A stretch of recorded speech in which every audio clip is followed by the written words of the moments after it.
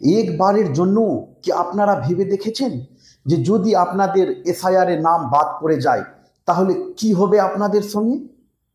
হ্যাঁ বন্ধুরা, আজকের ভিডিওতে আমরা এই জিনিসটাই আলোচনা করব যে যদি আপনারা এসআইআর এ বাদ পড়ে যান তাহলে কি হবে আপনাদের সঙ্গে।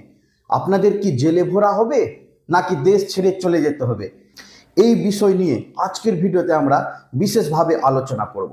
তো বেশি দেরি না করে চলো শুরু করা যাক ভিডিওটা। তো বন্ধুরা, যখন আপনারা এসআইআর এর জন্য অ্যাপ্লিকেশনটা করবেন তখন আপনাদের সমস্ত ডকুমেন্টসকে খতিয়ে দেখা হবে এবং যদি আপনাদের ডকুমেন্টসে নাম, বাবার নাম বা মায়ের নাম যদি মিসম্যাচ হয়, বিশেষ করে বাবার নাম যদি মিসম্যাচ হয় তাহলে কিন্তু আপনারা এসআইআর এর একটা ডাউটফুলে পড়ে যাবেন। তাই বন্ধুরা, আপনারা যত তাড়াতাড়ি পারবেন নিজের ডকুমেন্টসটা ঠিকঠাক করে নেন। তারপরে সত্ত্বেও মনে করেন এসআইআর হয়ে গেল, তারপরে আপনাদের নাম যদি বাদ পড়ে যায় তাহলে আপনাদের সঙ্গে কি হবে? তো বন্ধুরা, যখন আপনারা এসআইআর এ বাদ পড়ে যাবেন তখন আপনাদেরকে ডাউটফুল নাগরিক হিসাবে তারা চেকলিস্ট করে রাখবে। তারপরে আপনাদেরকে আরেকবার চান্স দেওয়া হবে আবেদন করার জন্য, অর্থাৎ অ্যাপ্লাই করার জন্য। যখন আপনারা অ্যাপ্লাই করবেন বা করে আবার আবেদন করবেন ডকুমেন্টস ঠিকঠাক করার পর, তখন কিন্তু সমস্ত ডকুমেন্টস ভালোভাবে যেন আপনাদের ভেরিফাই হওয়া থাকে। আর যদি ভুলভাল থাকে তাহলে কিন্তু আর চান্স পাবেন না। একবার আপনাকে মাত্র চান্স দেওয়া হবে। সেই চান্সের মধ্যে যদি এসআইআর এর মধ্যে আপনারা পড়ে যান তাহলে ঠিক আছে, আর যদি এসআইআর রিজেক্ট করে দেয় আপনাদের তাহলে কিন্তু আপনাদের সমস্ত প্রকল্প অর্থাৎ দেশের নাগরিকত্ব যে রয়েছে সেটাও কিন্তু আপনাদের সন্দেহজনক হয়ে যাবে। আর একবার যখন সন্দেহজনক হয়ে যাবে তখন সরকার গবেষণা করে দেখবে যে পশ্চিমবঙ্গের মধ্যে কতটা এরকম লিস্ট রয়েছে যেগুলা ডাউটফুল নাগরিক আছে।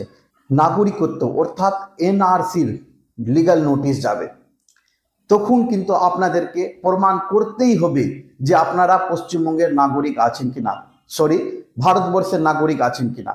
যদি আপনারা প্রমাণ করতে না পারেন তাহলে কিন্তু আপনাদের ডিটেনশন সেন্টার অথবা আপনাদেরকে দেশ ছেড়ে চলে যেতে হবে। এরকম কিন্তু এনআরসির রুলস রয়েছে। তবে বন্ধুরা, আপনাদেরকে মনে করিয়ে দিই যে এটা এনআরসি নয়, এটা হচ্ছে এসআইআর। আর এসআইআর এর দ্বিতীয় ধাপটা হবে কিন্তু এনআরসি। কিন্তু এখন পর্যন্ত সরকার বলছে যে এটা একমাত্র এসআইআর হচ্ছে, এনআরসি নয়। কিন্তু তবুও আমি বলবো আপনারা এসআইআর এ পাস হয়ে যান, না হলে কিন্তু আপনাদের অসুবিধা হবেই হবে।